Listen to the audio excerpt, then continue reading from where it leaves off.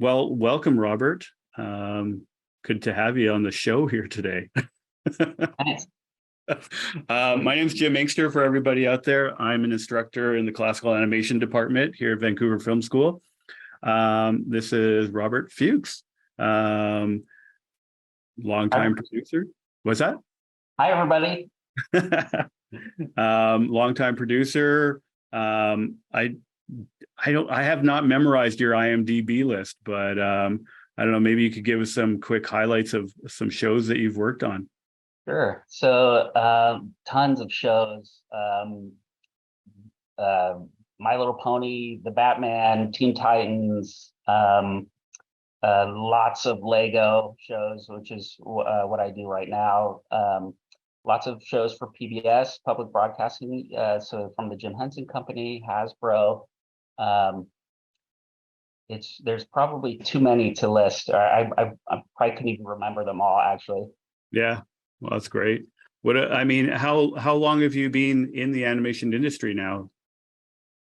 I'm actually coming up on 20 years. It was the first thing I did right out of college. Wow, Yeah, that's great.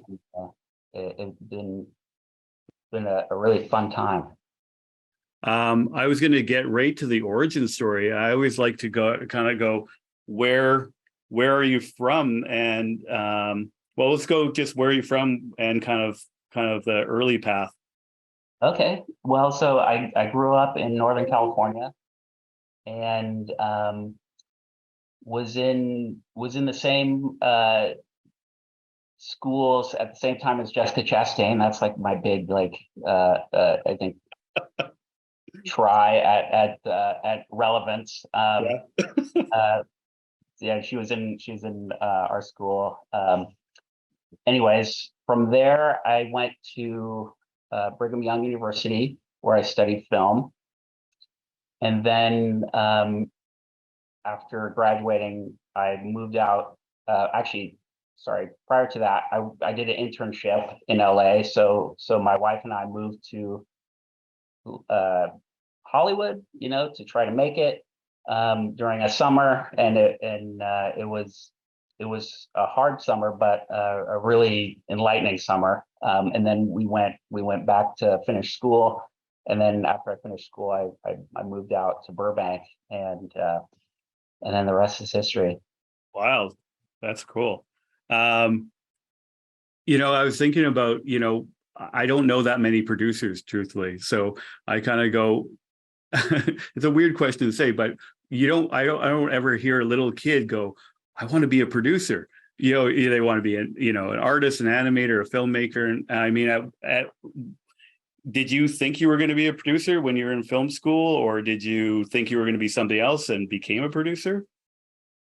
But as a kid, I always loved, I think probably much like many of your students were when they were young, I loved to get the video camera, make my own little movies, sometimes animation, sometimes, not, just gathering kids from the street. And,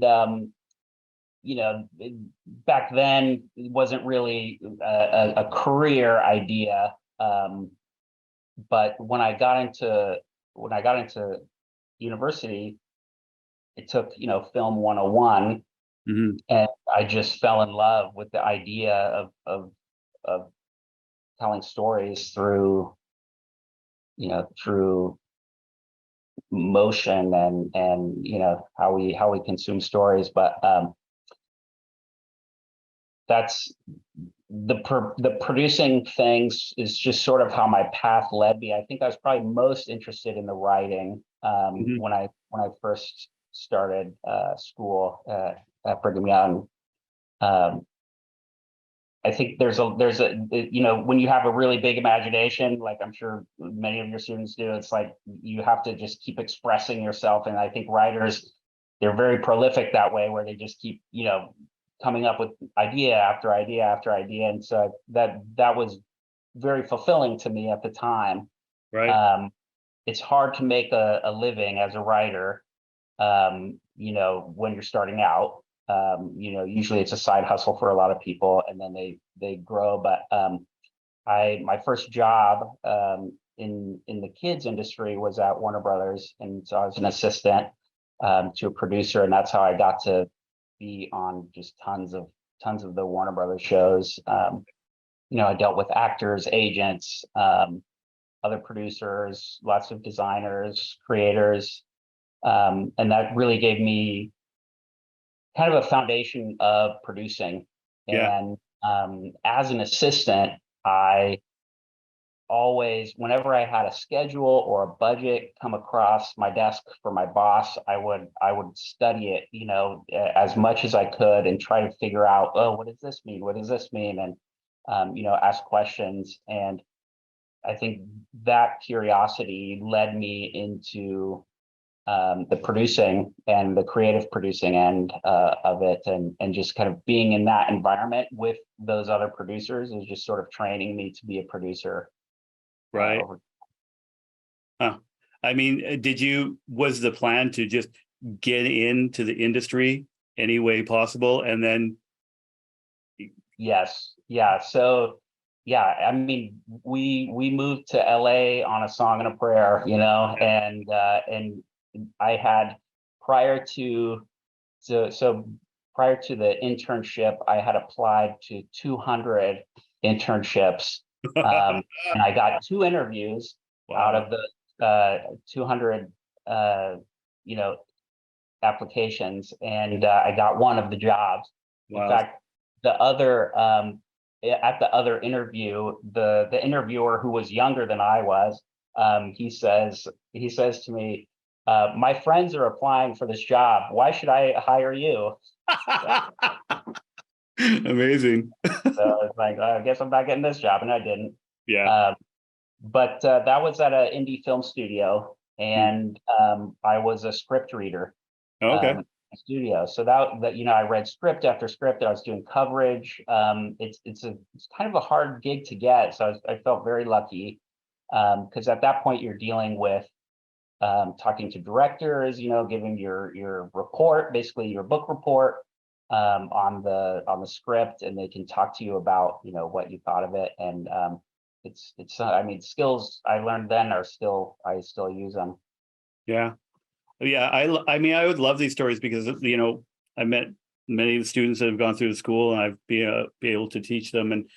And rarely is the path to where you're going what you think the path is going to be. Right. And so Yeah. I often say to people, just make sure you're going forward and you'll figure it out. And, so I always love hearing people's weird stories of, like, ending up in this interview. What do you think? What was the thing that tipped you over the edge on that one interview that you got the job? Oh, wow. I don't think they had many applicants, honestly. Yeah. Yeah. There you go. I found the right one. Right place at the right time then. I was at the right place at the right time. That's for sure. Yeah. And also it was unpaid. So at the time, most internships were unpaid. It was just for full credit. Right. Then after I graduated, we moved to Burbank, and I started temping at different entertainment studios. So Right. so all these big entertainment studios they need temps, right, to fill in for people, especially back then when you're answering phones a lot, someone else's phone. And so I found the temp agencies that each studio was using, and I signed up, and I said, only give me entertainment jobs. Right. And so slowly I got a little bit more experience into the studios, and then ultimately when I landed full time, it was through a friend of ours at church had a friend, just like a personal friend, who was the producer that needed an assistant, and she's like, "Hey, do you know anyone?" And there I was. Yeah. Ready to go. Well, often people say it's not what you know, it's who you know, but it's really who you know, and you being in the right place, and having the talent or the skill to be able to jump into those places and react to the right place in the right time, right? So it's not a free pass just because you know somebody, never. So Yeah, never. Yeah, I mean, it's timing, and yeah, I mean, you have to kind of be willing to do whatever. When I was an assistant, I was picking up dry cleaning and house sitting. Aside from all the normal things, it's a very Hollywood kind of story where you're just running errands. It's like I must have picked up 1,000 cups of coffee yeah, as an assistant, and I had friends at the time who were like, I don't want to be an assistant. I want to be a director, sure, or I want to be a producer. And so I'm just looking for those jobs, and that's fine. yeah. But I thought, to myself, I was like, well, I'm in. Once you're in, you can kind of move around, and it worked out for me that way. Yeah. Plus, I mean, everybody knows your face. You've gotten them coffee. You've given them good feelings. So it's Yeah. amazing. You mentioned creative producing. And again, I'm self admitting that I don't know that much about producing myself. I've always been on the post production end at the very end. What's the difference between the types of producers? There's executive producers, then creative producers. And you're mostly a creative producer, would you say? Well, technically, I'm an executive producer. Yeah. So the executive producer essentially has final say on how you spend the money, Yeah. and then also what is the creative output. So right now, as an executive producer, I assemble teams, Hmm. right? So we'll look for the studio, we'll interview, the director, we look for the writers, and then also most importantly is the people who give me money to spend. They have certain interests, that need to be served. And so Yeah. in the kids industry, that's by and large, it's a toy based consumer products Sure. uh, industry, that likes to finance these things.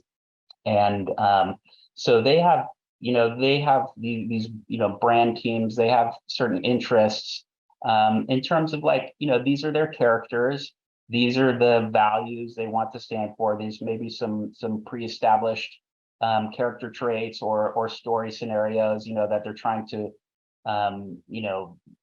enlarge through content, and everything that content can do for character building, and that relationship that we have with characters on the screen. Sure. Um, so those interests, are is where all the money comes from. And then like I said, one of our first stops is two things: a writer and a studio. Mm. And when we gather a writing team, we try and cast a very large net, to try and find, all the different types of voices and perspectives, but also, a tone of voice, a sense of humor, right? So not every writer is suited for kids TV, and Yeah. vice Yeah. versa, because kids, speaking to kids, sometimes the default is they speak down. When a writer writes, they sort of speak down to kids, and it's very important to engage them at a much higher level, and also for any co-viewing adults who enjoy kids TV, or who might be watching with a kid in their life. You want to keep them entertained as well, and that's actually pretty hard to achieve. With both, awe when people do it successfully, because it's hard to achieve. Um, so those writing teams, then we start working on a little bit of a pitch, Hmm. and so we go back and forth. The writers will write and then consult us as a sort of a development Hmm. executive. And so in many studios, you have a team of development executives, and what they'll do is they work directly with the writers. They're trying to get the story as good as possible, and then also they're working with designers, and then they start putting together this package, this pitch package, right? Hmm. And so um, that pitch package is then presented back to some more senior level executives, people who have, and also the people who have the money, Yeah. and you start working out, which pitch to go to. And sometimes you're developing multiple pitches at one time, and sometimes you're just all in on one writer Yeah. and one studio.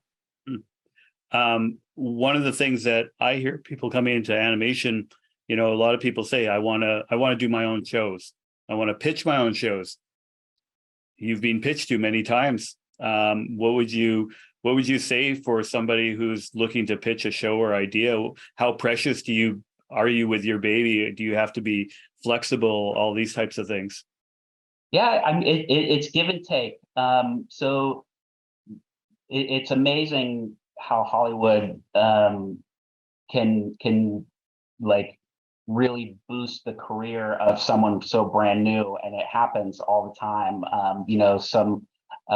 Some kid comes off the street with this great idea or a great style, a great sense of humor, and they just, everyone just falls in love with how they, tell stories. Yeah. And so that does happen. In my case, it takes 20 years to become an overnight success, as they say. But not that I'm an overnight success at all. But when you go into pitch, your baby, I would say, you should have a perspective, because everyone's looking for a hit show, and be true to and hone your sense of humor. Then at the same time, you have to remember where the money's coming from, and so are you willing to self-destruct over some minor creative issues. That doesn't happen too often. Generally, everyone is pretty flexible when you need to be flexible. But sometimes it's really the freshness of the idea. The person who's pitched, they've thought the idea through very well. They've sat with it for a very long time. But also, those chances don't come along very often, and so sometimes whoever you're pitching to will be like, oh, we're not looking for a dinosaur thing, what else do you have? And so you need to be able to take advantage of that opportunity that you have. So have something in your back pocket, essentially. Always. Always. Huh. So it can be tough starting out, but also lightning strikes, and especially in kids TV, because a lot of that generational voice, that sense of humor, younger people are very in tune with that, and the older I get, the stranger, I feel like kids are, and so it's important to find those, young, fresh voices that can help me, get really great content. Well, yeah, I see that with my kids watching YouTube, and I'm kind of like, I have to walk by and go, wait a minute. What are you watching here? Someone playing with slime and telling a story split screen simultaneously. And it breaks my brain. I have no idea what's going on. And I feel a million years old. And my daughter's watching this and nodding along like it's a brand new language. I'm like, yeah. So I guess that's the other thing. Like, even just like you think about SpongeBob, it's so crazy, right? It's such a weird idea, but it worked. That's lasted till the end of time. Yeah. Is there any way, like any advice on how to get it in front? Because that's half the battle, is getting in front of someone to pitch. Do you have any advice that way?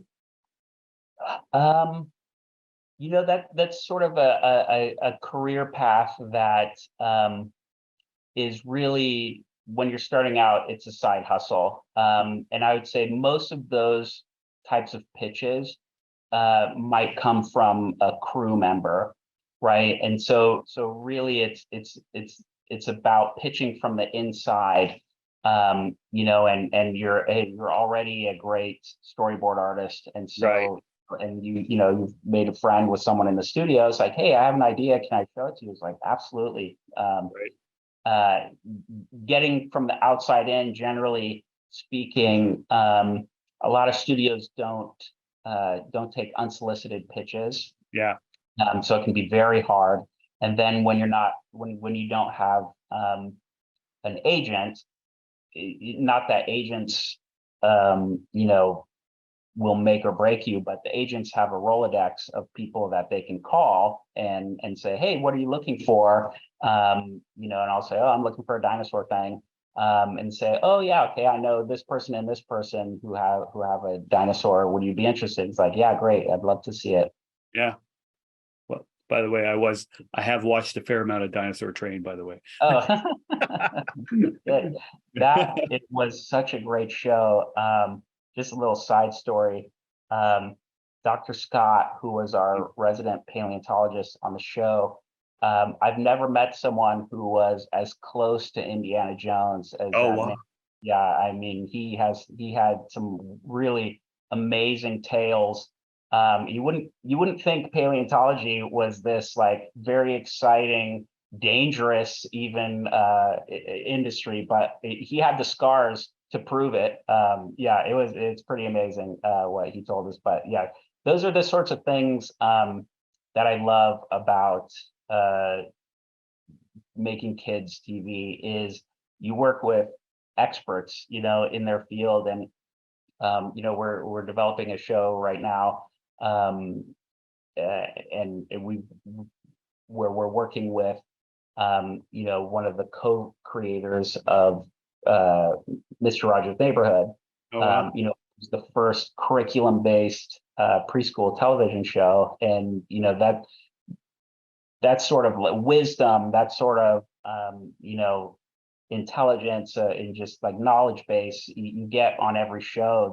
There's people who just really know what they're talking about, and that's something we do also uh, as a producer is, when we build the team, we'll need experts to weigh in, because we don't want to get it wrong. When you're talking to kids, you want to make sure you're telling them, and preparing them for life. And so oftentimes you need experts in, early childhood development, or, if you're doing a preschool math show, you need teaching math to kids, those kind of experts. And so we'll go to universities a lot for those experts, and, in their field. And then, as the team sort of grows, you start working on a show Bible.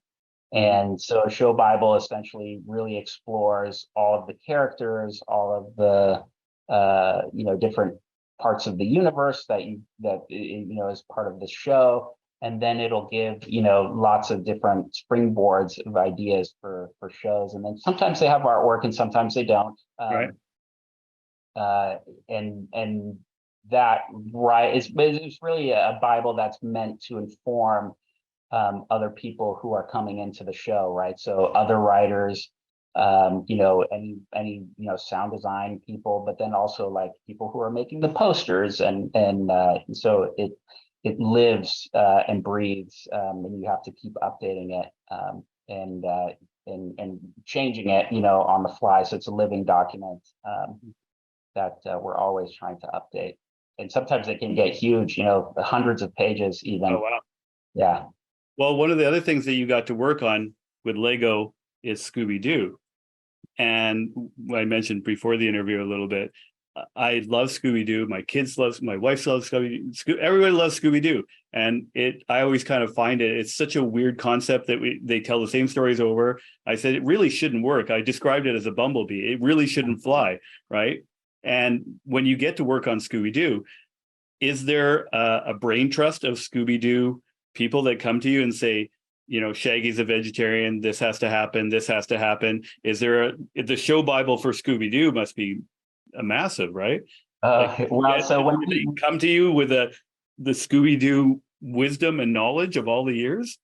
Well, yeah, so that was a partnership. Lego Scooby-Doo was a partnership with Warner Brothers Animation, and so that's where the brain trust really sits. I was on that show. I was really just sort of advising from a Lego standpoint, because there's there's a Lego sense of humor and a Lego kind of tone of voice, and Yeah. it's just kind of a sillier, style of storytelling that needs to be represented when you do Lego content. And so on that particular project, it was really Warner Brothers that was doing the heavy lifting. But from what Yeah. I know, it little kids especially love it, and I think there's a familiarity that kids love about cartoons. It's a safe place. There's archetypes that they can relate to, and even it's so funny, like with Scooby Doo, especially with little kids, is they'll want to watch it over and over. It's like, well, you know who it is already.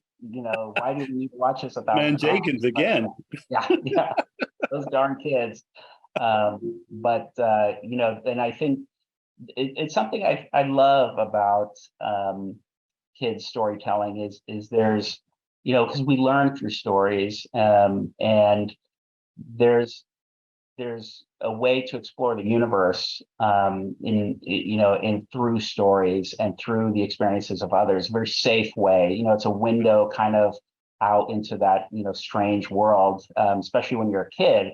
And it's like, what's out there? How do I survive out there? Because the kids are very vulnerable, and they know they're vulnerable, and so wanting that kind of safety blanket of what's coming is important to them. And I think so in kids content you see that a lot, and adults sometimes can tire of it, but wow, boy, kids can just run these videos till they're broken. So Yeah. Wild. I was going to ask you kind of another kind of what it's kind of a two-part question, is like, what is a really like kind of a boring, really mundane, typical week for you as a producer, the executive producer, versus a non-typical standout, big release sort of week, what is the daily life of you? well, my mornings start very early, and that's largely because I deal a lot with Europe, Mm, um, and so I'm on the phone very early in the morning. Um, Generally speaking, a lot of what a producer does is project management, and so where and it's information sharing, right? And so all the planning that it takes to get a show off the ground, which, by the way, I'm still amazed that shows get made. It seems you never realize how chaotic it is. I mean, TV creation is chaotic, and it's amazing to me that shows ever get made, because it's like you're flying by the seat of your pants sometimes, to get things in on time, because time, when you have a schedule, you're paying a crew every day, you're spending money, so you gotta spend that money wisely. But so from a boring kind of project standpoint, looking at budgets, looking at schedules, analyzing problems that are coming up, and trying to fix the problems, and everything from um, making sure the budgets are adequately audited, um, uh, by our own eyes as producers, but then also to figure out what a show needs still, and so there is a lot of analysis in that way, but you get used to it. Boring or slow, it's kind of what you make of it. Every yeah. job has like slow times. I do pretty consistently have a nice creative part of my day where I'm either reading scripts, I'm looking at designs, giving feedback, directly to the director or a design team. And so, when you think of a TV show, especially an animated TV show, it's like every prop, every background, everything has to be created.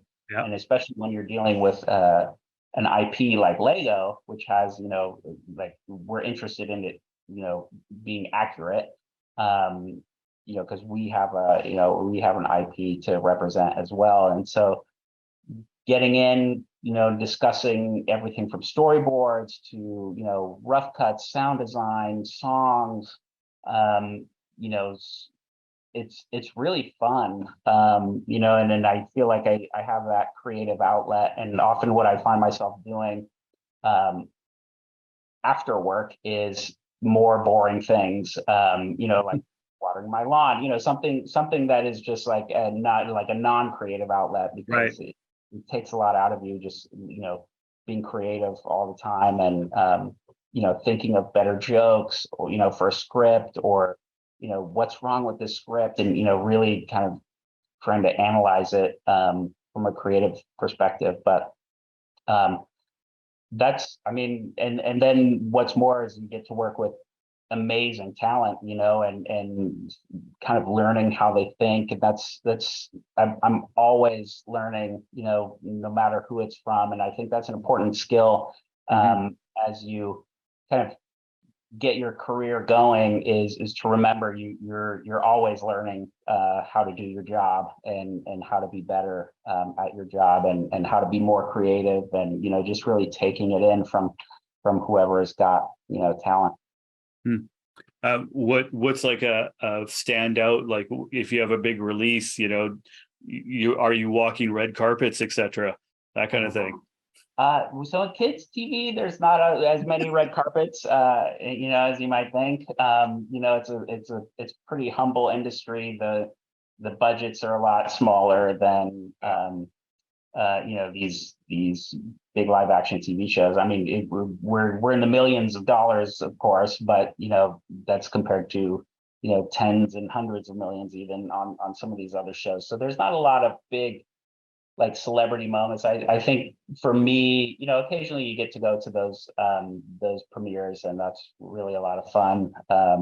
But I think for me, the most times I've encountered, like, feeling kind of surreal, is really in the recording booth, with just, like, classic, legends in the recording industry. And it's like, oh, this person was this character, my favorite TV show as a child, that, and that's really fun to meet those kind of people. I think probably the most surreal moment for me was, um, I was in Cannes, during there's a kids expo there in Cannes, and I was on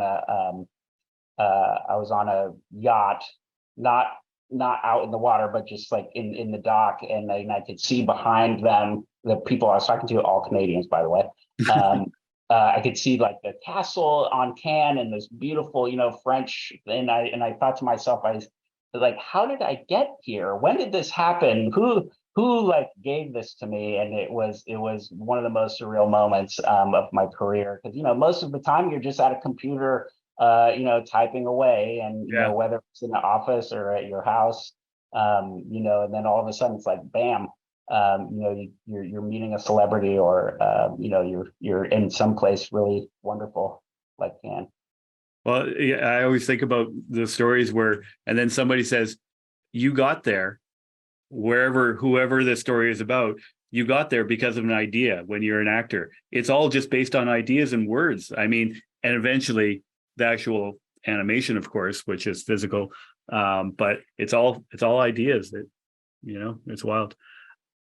Yeah. Um, we're getting close to the question and answer period, but as a massive Lego fan, both building and the animated series, um, you know, I'd love to know a little bit about you've got to get into the inner sanctum of the Lego world, the kingdom, there, and the vaults, the archives. It feels like a secret government almost, that you could, that there's so many yeah, it's such a big organization now.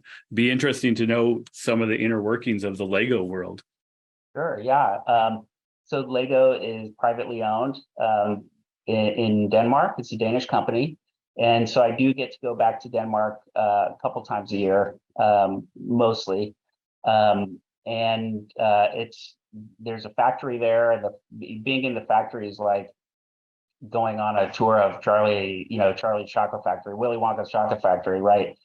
because it's largely automated, and so there's robots, walking, or not walking, but like rolling around you, zipping by. That there's pipes that feed the plastic, over to these other machines, and these. If you remember, the everlasting gobstopper scene where it's like moving this, like that's what it looks like when they're like pumping out these little bricks, and it's so wild.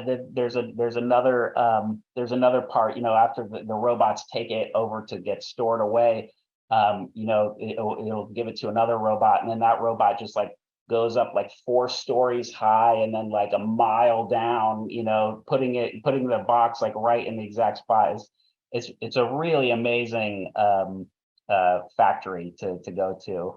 But yeah, Lego, it's a toy company, so it's a very competitive industry. So there's lots of kind of clearance levels you have to get to know the different like development that's happening, and so there's like some really top secret stuff that happens that I don't have the clearance for, but it's fun. I mean, those, walking through the Lego office out there where there's just designers, and all these designers have access to every brick that's made, that we make, and they're out there creating, just building. Is just like how they build. It's a form of creativity, that's really awe-inspiring, and it's like, oh, I'm going to make, a scooter, and or a castle, and then it has to look like something, and like a different IP, and then it's like, oh, we need it a little bit smaller, or we need it bigger, and so they're constantly designing and redesigning. It's really a fun office out there, and you get to see. So when I go, I get to see what they're making, for the next year or even the year after, and that's really, really exciting, because you get you get to see into the future a little bit, and they're constantly inventing new ways to play with Lego and different functionality. And so it's a really exciting time to when I get to go out there. Yeah, it looks so cool. I mean, and it's just, how old is the company now? I don't remember. Oh goodness. I think they started, they started making wooden toys probably in the 30s, but I think they started making the plastic bricks in the 50s. Yeah. And that's, is something about Lego, if I could just brag about Lego for a second, Yeah. gosh, is they, being family owned, they're genuinely interested in kids and making kids' life better. And, Lego is one of those rare toys where you're using both sides of your brain. That's sort of an outdated way of thinking about it these days, but we all know it. So, so right side of your brain, the left side of your brain, engineering and creativity happening at the same time. And, especially little kids, when they're stacking bricks, there's things happening in their brain, very good things, synapses, that are like connecting, and their minds are developing, and it's just such a wonderful toy. And the company itself is also, a very benevolent company to their employees, but also, they're truly after, helping kids, become great people, good problem solvers. Well, yeah, I mean, again, I'm basing it on my experience with my kids, and I feel that comes through everything they do, that sort of message, and like you said, the benevolence as well. And I mean, we've by accident and on purpose a couple of times bought, as we called it in our house, Fewkes, non-branded Lego, and it doesn't feel the same. It is not the same. It doesn't have, like, no matter how good it is, it does not feel the same. We have some questions here. I'm going to try to manage these at the same time here. I've got 2 screens, and then going here. Let's see. There we are. So I'm going to do them. There's quite a few questions, so I'm going to kind of randomly pick them. There we go. Michelle Ortega says, where do concept artists have influence in a kids show? is there any base or prompt? Like, I'm not sure of the last part, but Yeah, yeah. so we give a brief. Yeah. So when we're going out to studios, generally is when we are looking for the art component.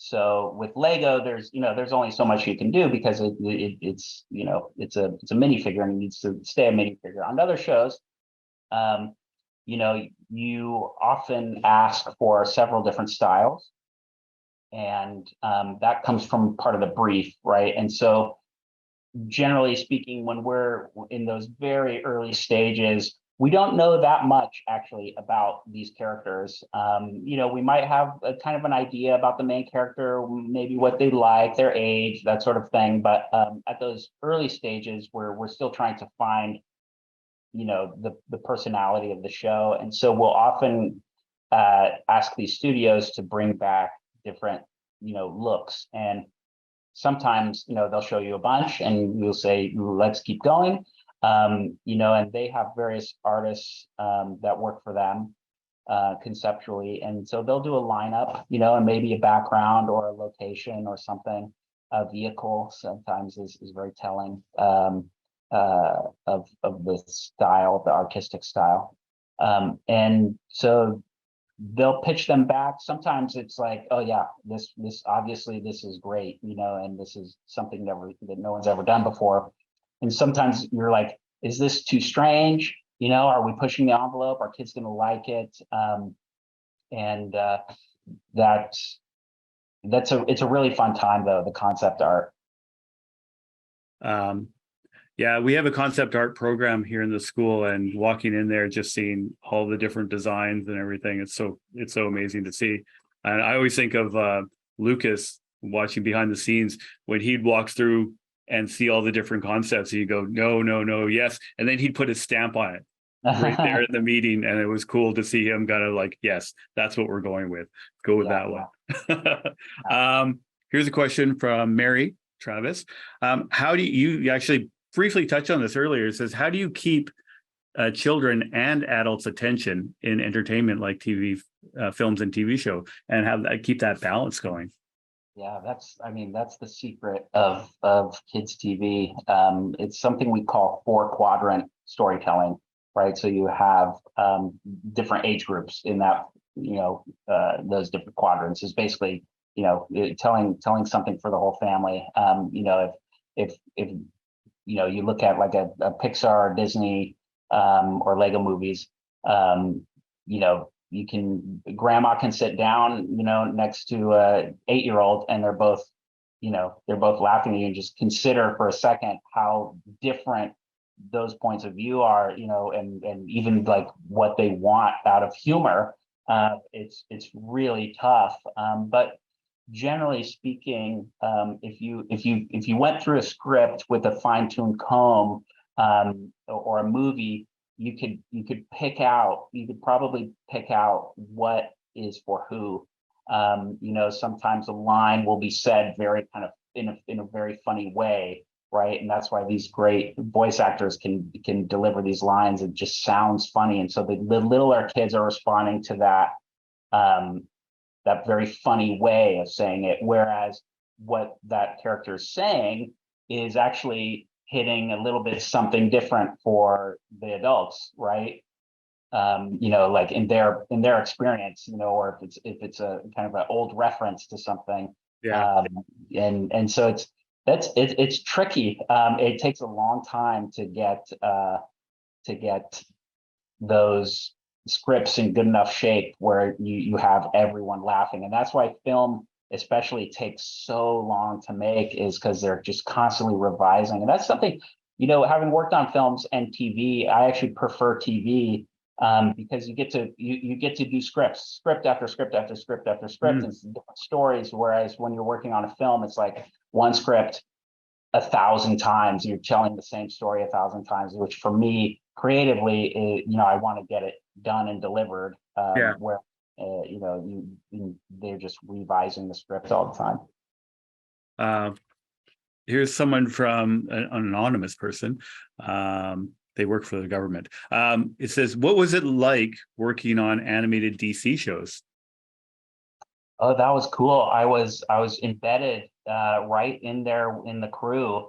And that was awesome. It was one of the first shows I was on was the DC shows, and uh seeing all those, like, they're now little celebrities, all those voices, and working with them, it was really a great time. But the DC is great because you have these characters that are legendary, and then you have also the people who are writing stories for them are mega fans themselves. And it's so funny. It's like um, you know talking with, especially with these established IPs, of people who are writing them, are often, very much very geeky about it, and they just go to your comic book store and have a geeky conversation.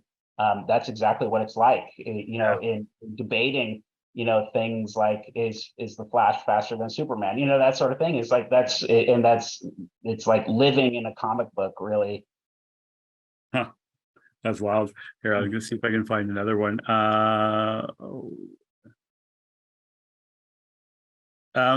Quinn here, Fletcher says, I want to write a 13 plus kids show.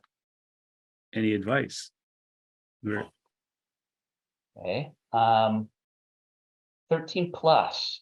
So that's a smaller demographic generally. But it's then a lot of kids TV is like 6 plus. 13 plus is we're finding with these streamers is you can get a little bit more narrow of a demographic like that.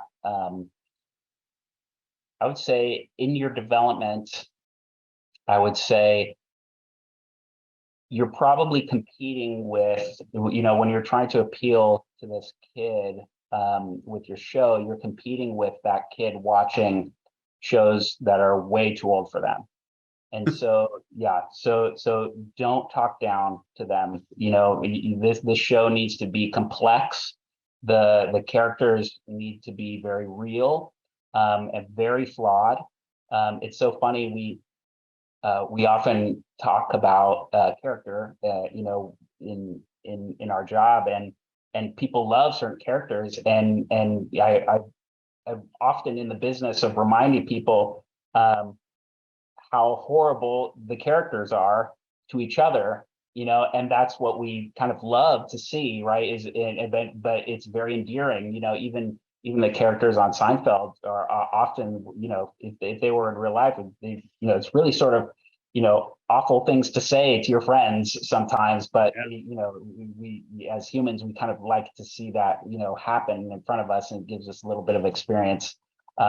So yeah, if you're writing for that teenage demographic, don't skimp on the complexity of it. You need real twists and turns. That's going to work, because they'll get bored very easily, if not. And often you'll find that even something made for 13 is going to appeal to kids that are younger, because they're aspiring to be that way, and so even though it might be going over their head, they're still watching it, because they feel included. And it's not too easy. You never want the audience to get ahead of you. When you're telling unrolling a story, it's like, I already know what's going to happen. We've all been there, where we just, you're sitting in a movie theater, you've predicted how the movie's going to end, right? And you never want that, because you're just going to bore the people.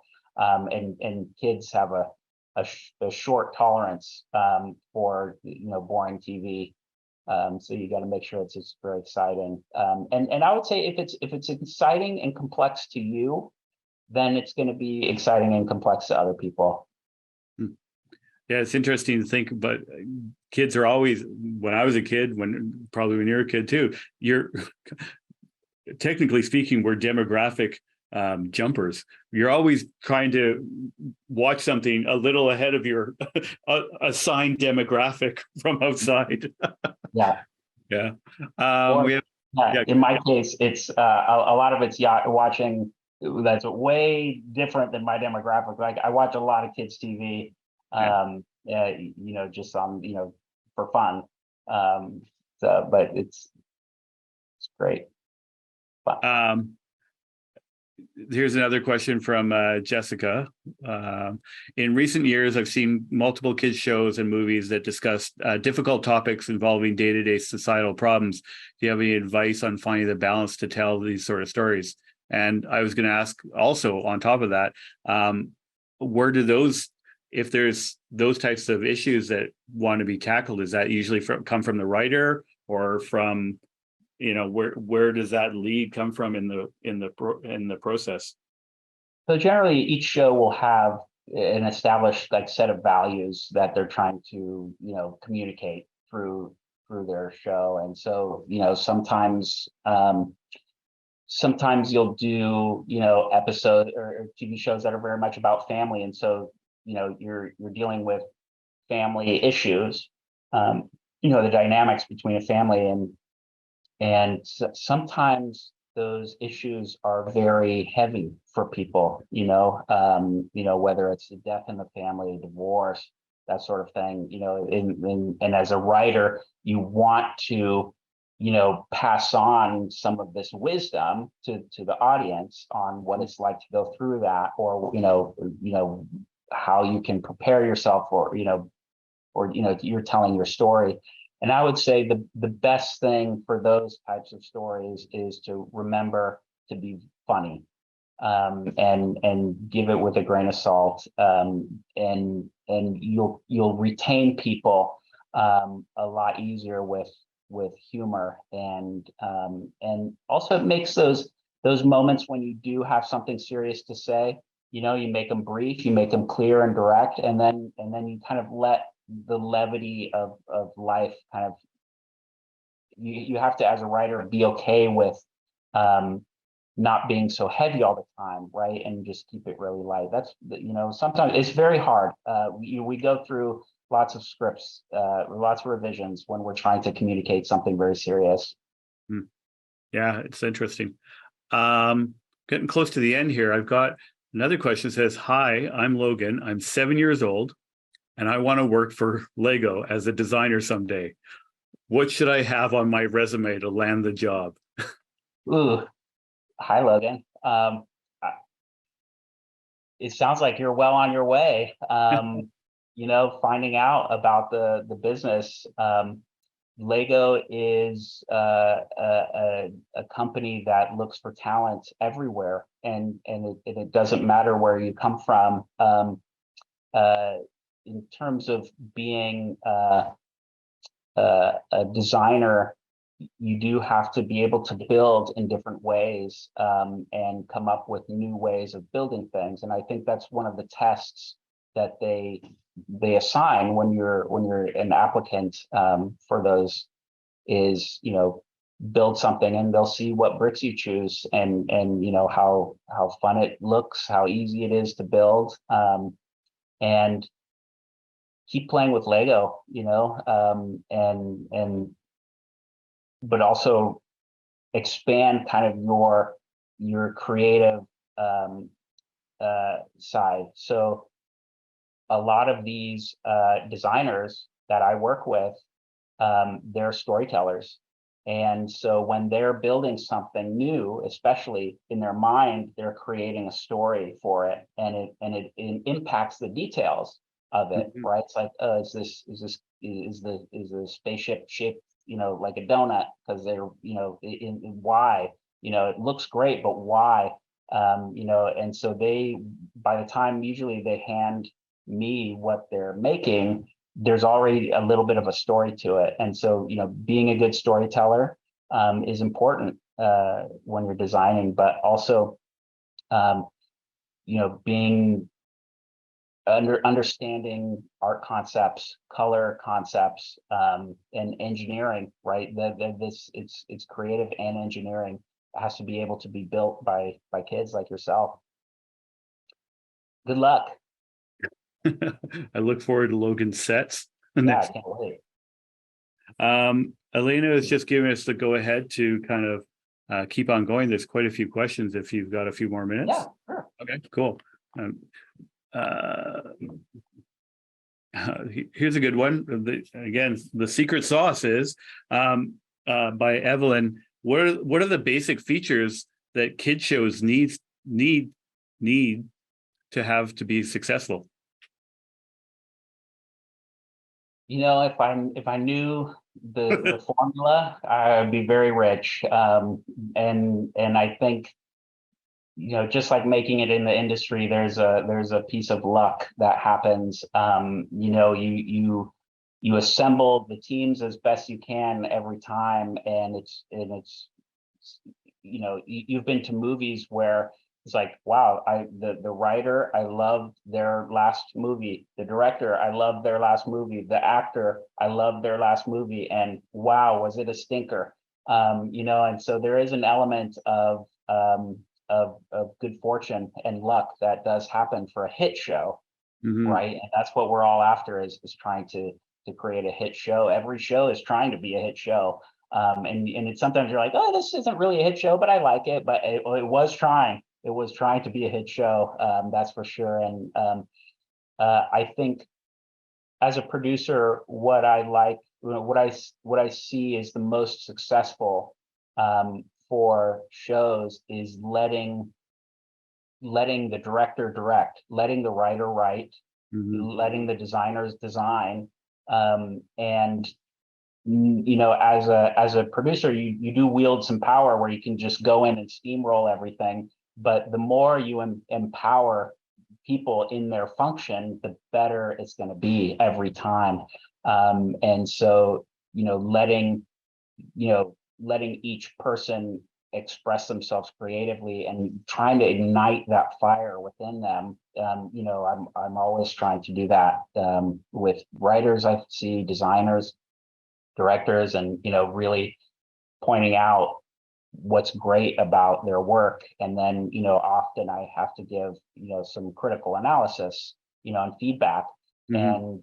And that's my job, right, is to kind of get it across the finish line and get it. The more the minds sometimes can really boost a show.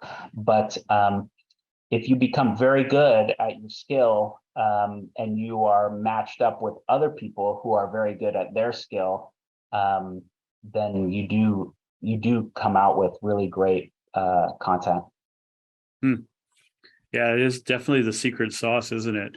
I'm trying to think of a way of asking you this, like without naming names, but is there any projects where you're like that project, I didn't think it was going to blow up.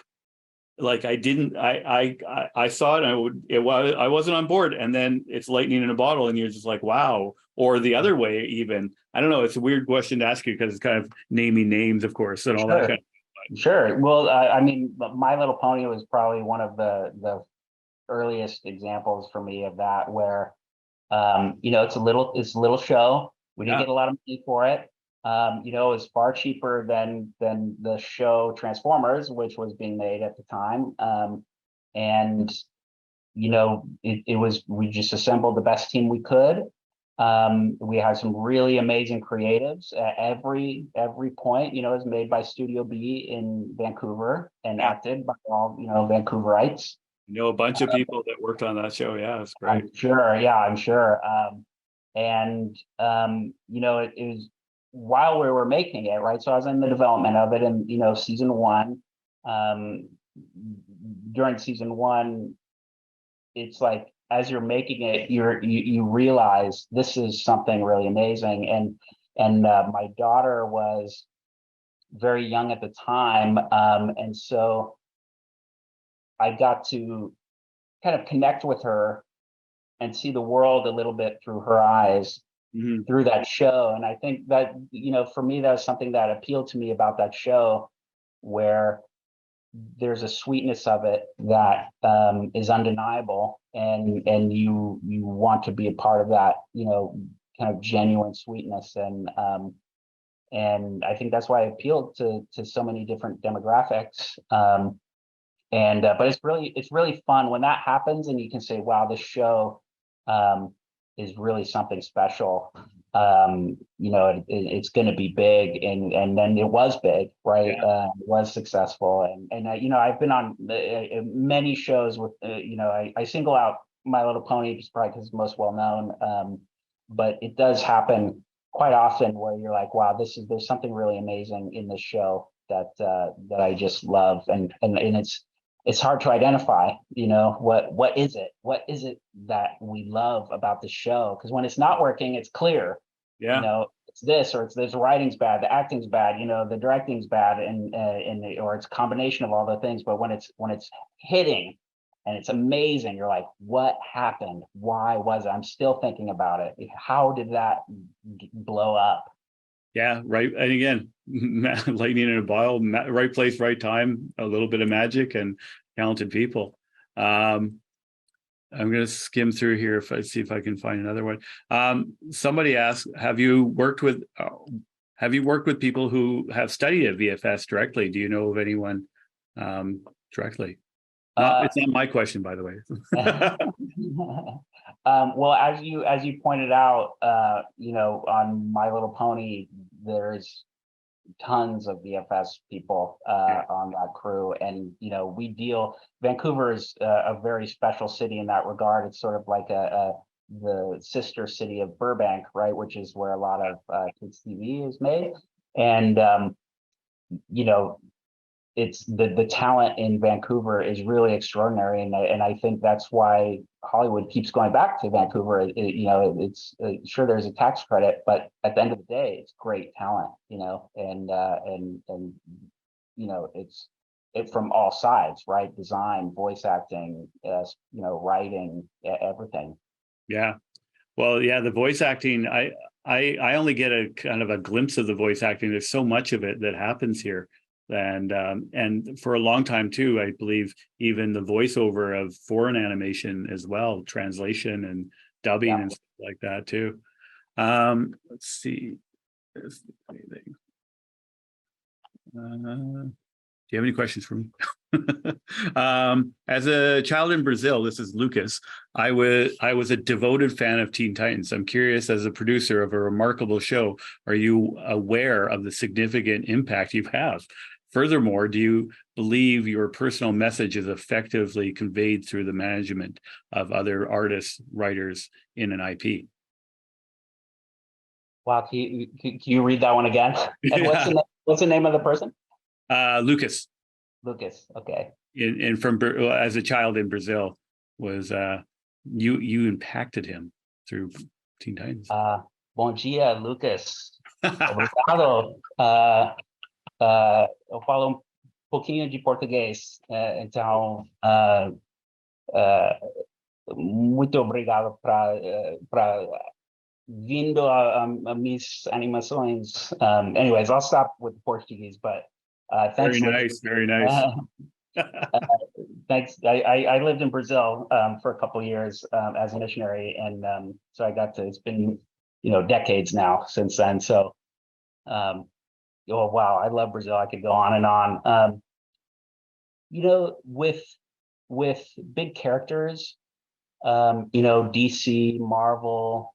I think as humans we connect with them. When they fail, when they survive, and we relate to these characters quite a bit, and we see ourselves in them, and we all have our special characters that we love, that we've grown close to, and there is, I think, when you're creating stories, there's a piece of you that goes into these characters, and a lot of it is observational. You say, oh, I kind of know somebody like this, I'm going to make a character like this.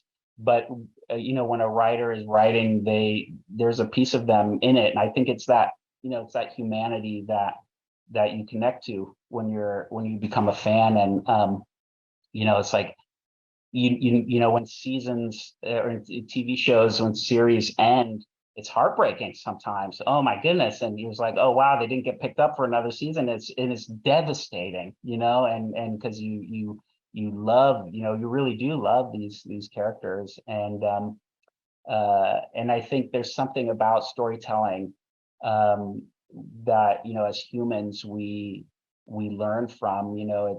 Stories live for centuries, right? I mean, and that's, in through religion and through tradition and, folk tales and things like, they're handed down, and we keep learning from them.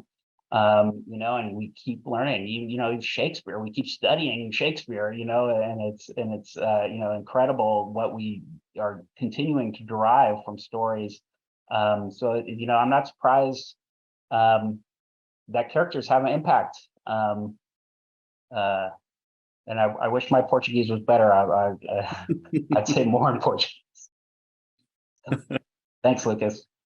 Oh, there you go. Lucas said, in there, I won't even try. He said, So Portuguese é ótimo. Muito obrigado. Well, my Portuguese consists of two, bom dia in the morning, and oh, now I'm forgetting the word term. Oh, I'm going to skip it. Anyways, well, thank you. I think this is a good time to wrap it up here.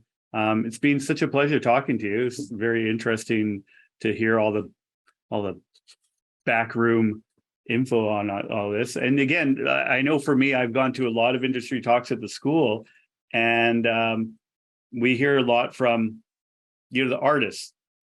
Not that you're not an artist, clearly, but like the people who draw the stuff and the designers, and often the creativity as a producer is kind of, it gets a little skimmed over, at least. So it's really great for to hear your perspective on everything.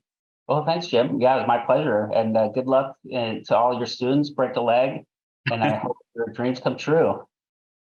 Excellent. All right. Well, thanks everybody for coming out. Great questions. I hope we got to most of them. And thanks for everybody taking the time to be here.